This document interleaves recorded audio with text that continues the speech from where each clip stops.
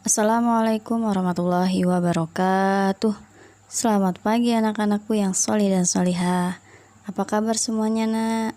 Semoga kalian selalu dalam keadaan baik dan tetap semangat ya. Di video kali ini kita akan belajar tentang tematik, masih tema 4, muatan bahasa Indonesia, yaitu tentang unsur intrinsik cerita. Minggu lalu atau beberapa hari yang lalu kita sudah belajar tentang ini, tapi ada beberapa materi yang belum Bunda sampaikan. Jadi lihat kembali catatan kamu, jika ada penambahan silakan kamu tulis ya. Materinya seperti apa? Kita akan lihat bersama-sama. Unsur intrinsik cerita. Unsur intrinsik adalah unsur pembangun yang membangun cerita dari dalam. Jadi unsur intrinsik ini dia menjadikan sebuah cerita itu menjadi lebih nyata atau lebih hidup. Nah, beberapa unsur intrinsik yang perlu kamu ketahui diantaranya ada 5 poin. Yang pertama, tema. Yang kedua, tokoh dan penokohan. Yang ketiga, alur cerita atau plot. Yang keempat, latar atau setting. Yang kelima adalah amanat atau pesan. Jadi di dalam sebuah cerita itu ada pesan yang ingin disampaikan penulis kepada pembaca atau yang penonton ya. Nah, satu persatu kita akan bahas ini ya.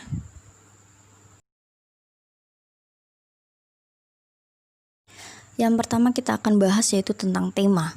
Tema adalah ide atau gagasan yang melatar belakangi suatu cerita pendek atau cerpen. Oleh karena itu, tema sering disebut sebagai ruh atau nyawa dari sebuah cerpen tersebut ya.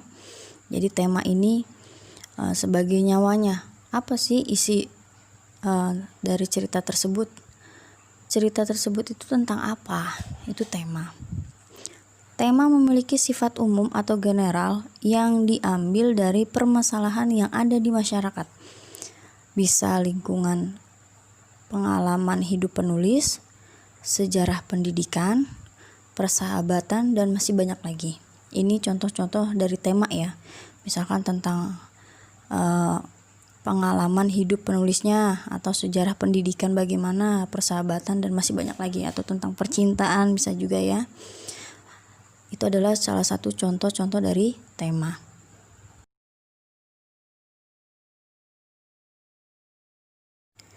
Yang selanjutnya adalah yang kedua ya, tokoh dan penokohan. Tokoh adalah pelaku atau orang yang terlibat di dalam sebuah cerita. Nah, tokoh yang disebut dengan tokoh ini adalah pelakunya atau orang yang terlibat di dalam sebuah cerita, yang berperan sebagai salah satu tokoh di dalam cerita tersebut ya.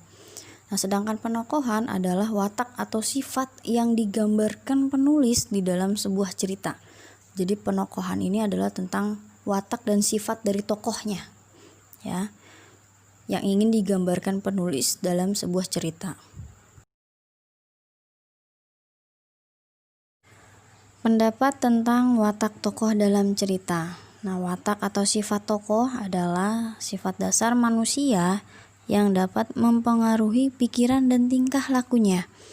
Jadi watak ini adalah sifat dasar yang ada pada diri manusia masing-masing. Dan sifat tersebut itu bisa mempengaruhi pikiran dan juga tingkah lakunya atau sikapnya dalam kehidupan sehari-hari. Itu disebut dengan watak atau sifat. Nah, kalau misalkan di dalam cerpen atau cerita ya tentang watak di dalam cerita tersebut ya. Yang pertama ada tokoh berwatak terpuji. Tokoh yang memiliki sikap baik dalam cerita dan sikapnya patut untuk ditiru. Misalnya jujur, rajin, ceria, peduli, atau tanggung jawab. Ini merupakan sifat-sifat dari sifat terpuji. Dan yang kedua, tokoh berwatak tidak terpuji, yaitu tokoh yang memiliki sikap tidak baik dalam cerita dan sikapnya tidak boleh ditiru. Nah, dalam sebuah cerita itu ada sifat terpuji dan juga tidak terpuji. Nah, sifat yang tidak terpuji inilah yang jangan sampai kita tiru.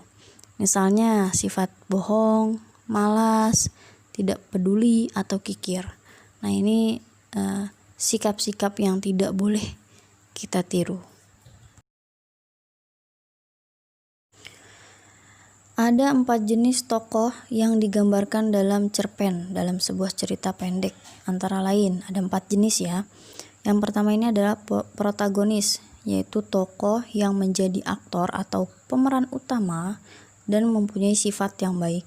Kalau protagonis ini pemeran utama yang sifatnya baik. Antagonis yang kedua, antagonis yaitu tokoh ini juga menjadi pemeran utama yang menjadi lawan daripada tokoh protagonis. Ini lawan mainnya dari protagonis. Tokoh antagonis memiliki watak yang negatif seperti iri, dengki, sombong, angkuh, congkak, dan lain-lain. Antagonis ini lebih ke sifat jahatnya. Namanya antagonis ya. Yang selanjutnya, jenis tokohnya yang selanjutnya yang ketiga yaitu ada tritagonis. Tokoh ini adalah tokoh penengah dari protagonis dan antara antagonis. Jadi antara protagonis dan antagonis ini ada tokoh penengah. Nah, tokoh penengah ini disebut dengan tritagonis. Tokoh ini biasanya memiliki sifat yang arif dan bijaksana, lebih ke baik ya. Sedangkan yang keempat ada figuran. Tokoh ini merupakan tokoh pendukung yang memberikan tambahan warna dalam cerita. Biasanya tokoh figuran ini dia hanya sekilas saja di dalam sebuah cerita sebagai penambah atau pendukung untuk mewarnai cerita tersebut ya, agar lebih hidup, lebih nyata lagi. Itu figuran, sekilas aja biasanya kalau tokoh figuran ini.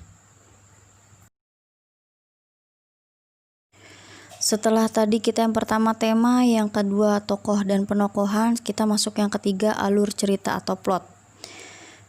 Alur atau plot adalah urutan jalan cerita yang disampaikan oleh penulis di dalam sebuah cerita. Jadi alur ini adalah urutan jalan cerita yang disampaikan penulis di dalam sebuah cerita. Ada 2 macam alur yang biasa ditulis penulis dalam sebuah cerita. Di antaranya yang pertama ada alur maju, yang kedua itu ada alur mundur.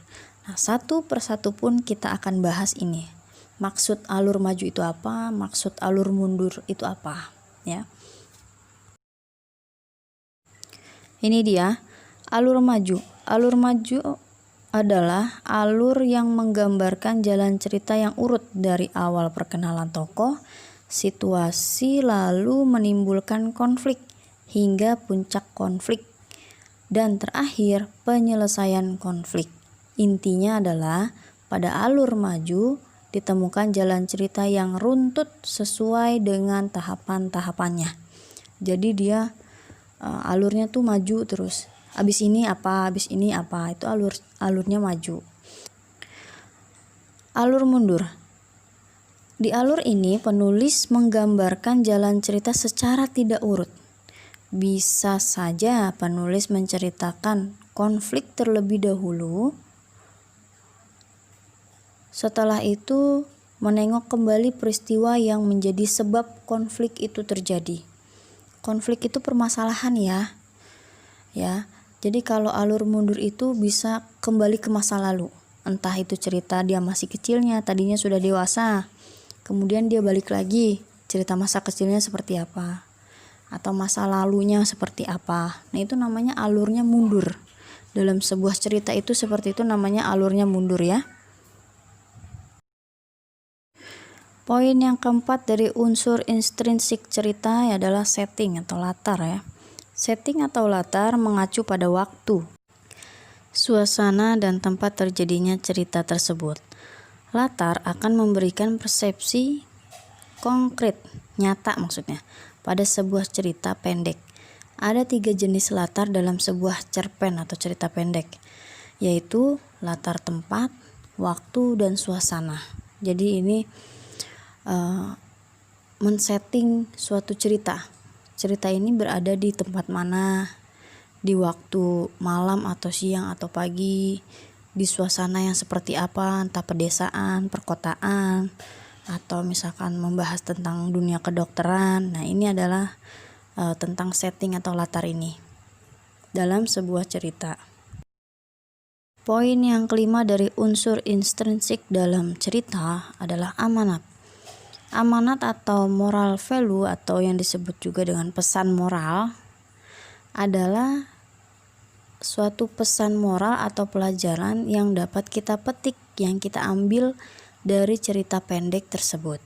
Di dalam suatu cerpen, moral biasanya tidak ditulis secara langsung, melainkan tersirat atau tersembunyi dan akan bergantung sesuai pemahaman pembaca akan cerita pendek tersebut.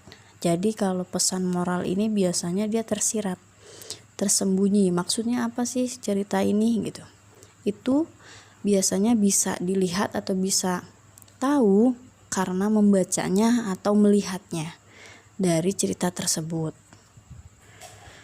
Nah, menyampaikan pendapat tentang suatu cerita, hal-hal yang perlu diperhatikan saat menyampaikan pendapat kita terhadap suatu cerita. Yang pertama adalah kita harus memahami tema ceritanya. Yang kedua, menuliskan pendapat kita dengan bahasa yang singkat dan jelas.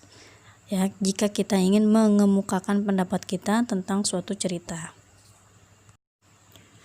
Oke anak-anak, itu tadi adalah materi pada hari ini. Dan ini adalah tugas tematik part 1-nya. Ada 2 soal. Jadi kamu ini 2 soal ini kamu tulis, kemudian kamu langsung jawab. Terima kasih. Wassalamualaikum warahmatullahi wabarakatuh. Oh iya, jangan lupa di like ya videonya.